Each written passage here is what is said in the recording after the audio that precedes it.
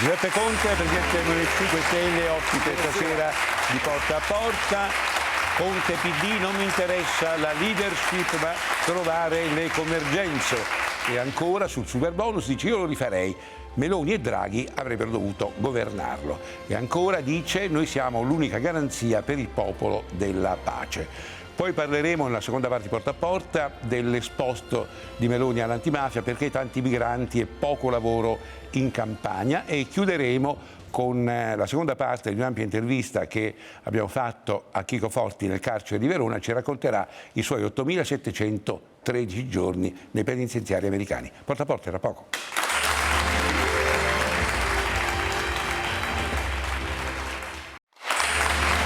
Buonasera Giuseppe Conte, presidente del Movimento 5 Stelle. Buonasera Luciano Fontana, direttore del Corriere della Sera. Allora, il vostro primo punto: bisogna riportare la pace in Europa. Meloni e Schlein sono favorevoli all'invio delle armi in Ucraina, noi no. Assolutamente sì, l'hanno dimostrato un paio di settimane fa. Si è votato all'Europarlamento una risoluzione che prevede di continuare a sostenere con aiuti militari l'Ucraina per quanto sarà necessario, senza limiti, neppure temporali. Anzi, impegna tutti gli Stati, anche l'Italia, attenzione, a destinare lo 0,25% del PIL a questi aiuti militari. Per noi significa 5 miliardi. Termine di paragone: Meloni si vanta di aver aggiunto 3 miliardi per la sanità. Lo hanno fatto tutti i premier, tutti i presidenti del Consiglio. 3 miliardi non sono nulla rispetto al PIL, anzi, non coprono i costi di gestione. Invece in questo caso si è impegnata, stiamo parlando di tutti gli europarlamentari di maggioranza, compresi quelli del Partito Democratico, a inviare 5 miliardi solo di aiuti militari in Ucraina. Per noi, se avessimo investito dall'inizio i negoziati di pace in modo serio, con la nostra capacità diplomatica, la nostra capacità di dialogo, avremmo sul tavolo una via d'uscita che adesso non c'è. Adesso siamo sull'orlo della terza guerra mondiale. In compenso 500 miliardi di istruzioni, maceria che noi andremo a ricostruire con i nostri soldi. 150.000 sono i morti sul fronte russo, credo all'incirca 80.000 o giù di lì sono quelli tra civili e militari ucraini, 6 milioni di profughi. Tutto questo perché non si vuole ammettere che tutte le previsioni fatte, che noi ci auguravamo che fossero confermate, di vittoria militare sulla Russia, caduta del crollo del regime di Putin, crollo dell'economia russa, si sono rivelate tutte fallimentari. Dovrebbero venire davanti all'opinione pubblica a dire abbiamo provato, questa strategia è sbagliata, adesso negoziamo duramente e faticosamente. Volete superare la NATO? Io non ho detto superare la NATO, anzi io non ritengo si debba uscire dalla NATO. Ho detto un'altra cosa, che la NATO non è uscire, da tempo... superare, cambiarla forse. Bisogna rivedere e ridiscutere la missione, le finalità. La NATO si sta trascinando inerzialmente da decenni. Occorre una seria discussione senza mettere assolutamente sciogliere questo vincolo euroatlantico, che sicuramente è necessario in questo contesto geopolitico, però bisogna reinterpretare un ruolo. È cambiato tutto intorno alla NATO. La NATO non può proseguire con una strategia inerziale di qualche decennio fa. Allora, Luciano Fontana, è compatibile questa rispettabile posizione del Movimento 5 Stelle sulle armi e sulla NATO con una alleanza in prospettiva, insomma, con il Partito Democratico? Sì, naturalmente questo è un punto molto problematico, da come hai visto anche dalle divisioni che ci sono sia in Italia e nell'Europarlamento. Io però vorrei un attimo aggiungere una domanda per il Presidente Conte, sempre su questo punto, perché non ho capito bene come avverrebbe la conquista della pace in Ucraina secondo la sua proposta. Blocchiamo l'invio di armi. Se si bloccano l'invio di armi dovremmo pensare che Putin si mette a un tavolo, cosa che non ha mai fatto fino a questo momento. Qual è il risultato finale di questa strategia? Che si dice a Putin: puoi invadere un paese, puoi conquistarlo, puoi tenerti un pezzo di territorio, e nel cuore dell'Europa accettiamo un'invasione, accettiamo una resa. Non riesco a capire bene come avverrebbe questa pace in questo momento con un interlocutore che al tavolo non si è mai messo e non vuole mettersi. A quale tavolo, direttore, scusi? A un tavolo di trattativa. Ma quale tavolo? Dove sta questo tavolo? Scusi, direttore, il suo giornale, insieme alla stragrande maggioranza delle testate dell'Occidente, ha costruito questo sistema mediatico in cui l'unica soluzione era l'escalation militare. Sono io che chiedo a lei, dove ci state portando? Di escalation in escalation, adesso ci state facendo votare, noi voteremo, un attimo dopo manderemo le truppe, Macron l'ha anticipato, siamo senza combattenti in Ucraina.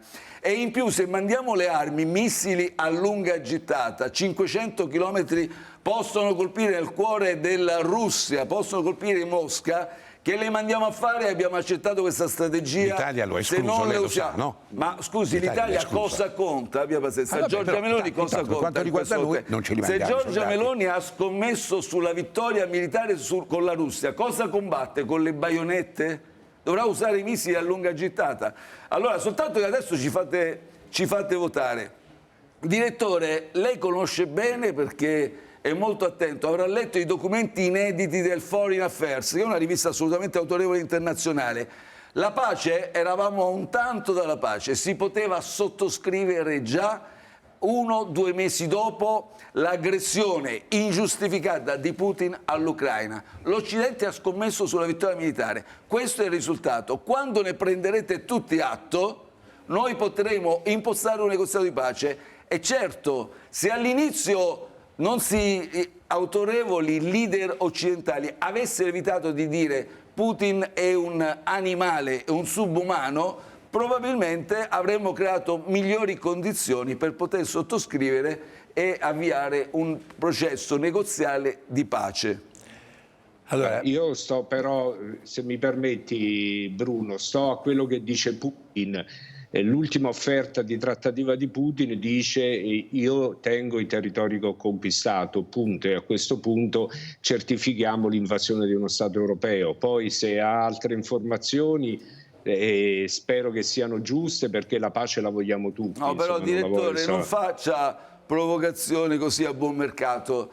Da che mondo è mondo, tutte le guerre sono terminate con trattati di pace. Prima o poi, allora, a meno che non vogliate proseguire in questa follia, d'altra parte lo sta dicendo Stoltenberg, lo sta dicendo assolutamente Macron, Scholz, lo stanno dicendo tutti. Se volete la terza guerra mondiale ce lo dovete dire, però noi abbiamo i parlamenti, abbiamo le opinioni pubbliche e ne discutiamo apertamente. Altrimenti bisogna costruire un percorso negoziale faticoso e lì andremo a vedere le reali posizioni. Con fatica cercheremo di negoziare una pace onorevole per l'Ucraina, fermo restando che se si fossimo seduti a quel tavolo, peraltro l'ex premier Bennett israeliano ce l'ha detto, capo delegazione turca, sono documenti ormai storici, la pace non l'hanno voluta nel fronte NATO a Washington e Londra, con tutto il codazzo, mi permetta, di tutta la stampa internazionale. Dovete assumervi la responsabilità. Grazie alla par condicio, quindi devo cambiare tema.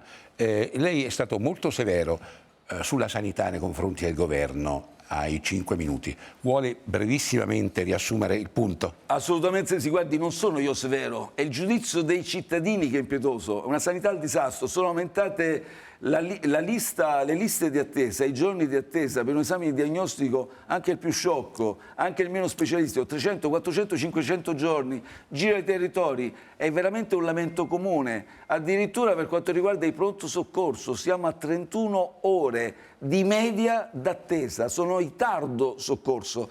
Di fronte a questo il governo cosa fa? Si vota fra 3 giorni, fa un decreto con annuncio di che? Qualche norma organizzativa? Servono seri investimenti, noi l'avevamo detto, quei 3 miliardi coprono soltanto dei costi di gestione, ma neppure, rispetto al PIL è nulla. Bisogna investire e investire meglio. Attenzione, a differenza delle altre forze politiche, noi però diciamo che non bastano i soldi e i nuovi investimenti. Occorre buttare fuori i partiti dalla sanità. Fuori, via. Le nomine devono andare a persone competenti, non con tessere politiche di partito. Presidente, o questo è un simpatie... problema vecchio quanto il tempo. ma se non risolviamo questo non risolveremo fuori la politica il problema RAI, della dopodiché sanità. ci sta il Parlamento, Ma noi abbiamo le norme, perché siamo molto concreti, lei lo sa, e siccome, come dire, ci basiamo molto sul voto d'opinione, il voto libero dei cittadini, non siamo condizionati e né pensiamo che le strutture pubbliche devono essere l'occasione per fare favori, certo, poi semmai in prospettiva di un voto elettorale. Per noi quello invece devono essere diritti di cittadinanza riconosciuti a tutti. Allora, un'ultima cosa, super bonus. Lei dice, io l'ho fatto, ma Draghi e Meloni lo dovevano frenare, perché siamo arrivati, i dati certificati di aprile... Lo dovevano governare, che è cosa diversa, ma è un fatto oggettivo. Io guardi, l'abbiamo avviato col decreto attuativo a ottobre, sono andato via a febbraio 2021, qualche mese l'ho gestito.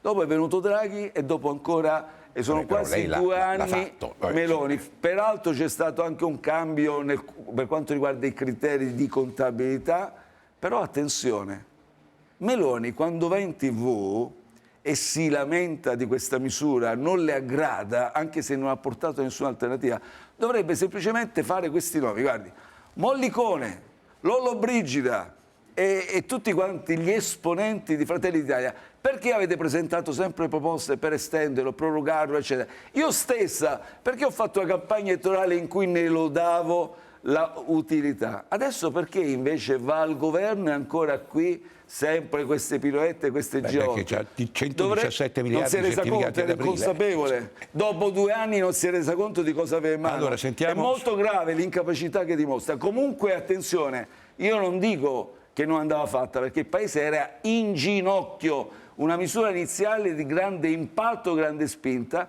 andava governata da persone capaci, da persone ovviamente responsabili. Sentiamo il parere su questo di Luciano Fontana. Ma io quello che ho visto in questi anni è che la misura del superbonus è stata difesa nella sua formulazione da tutti i governi che si sono succeduti e dal Movimento 5 Stelle, quindi l'idea che andasse modificata non è un'idea che è tanto circolata. Bisogna, mi sembra con onestà, Presidente, prendere atto che avrà avuto sicuramente degli effetti benefici, ma che sta facendo saltare i conti pubblici e tantissime delle cose che non si possono fare forse dipendono anche da quello. Direttore, dov'è il buco, scusi? Il buco non è certificato da nessuna parte e soprattutto, scusi, faccio solo un esempio. Del 2023 si sono avvantaggiati di 140 miliardi di maggior gettito. Cioè una misura, se noi andiamo a considerare tutti gli effetti indotti, indiretti, è una misura che ha generato 13% di PIL in incremento e addirittura ci ha considerato la riduzione del debito PIL di 17,6 punti. Ora, voglio dire, è stata modificata 20 volte da Draghi e Meloni, più di 20 volte. La chiamate è colpa di Conte, benissimo, è stato Conte, chiamiamolo il superalibi 110%. Questo governo sul tavolo per la crescita del Paese cosa sta portando? Abbiamo 14 mesi di calo della produzione industriale. Lo vogliamo scrivere sui giornali? Vogliamo lanciare un allarme? Presidente, lei sa che il nostro tempo è ampiamente scaduto. E allora ci fermiamo qui. Buona campagna elettorale, grazie a Luciano ancora. Fontana, linea TG1.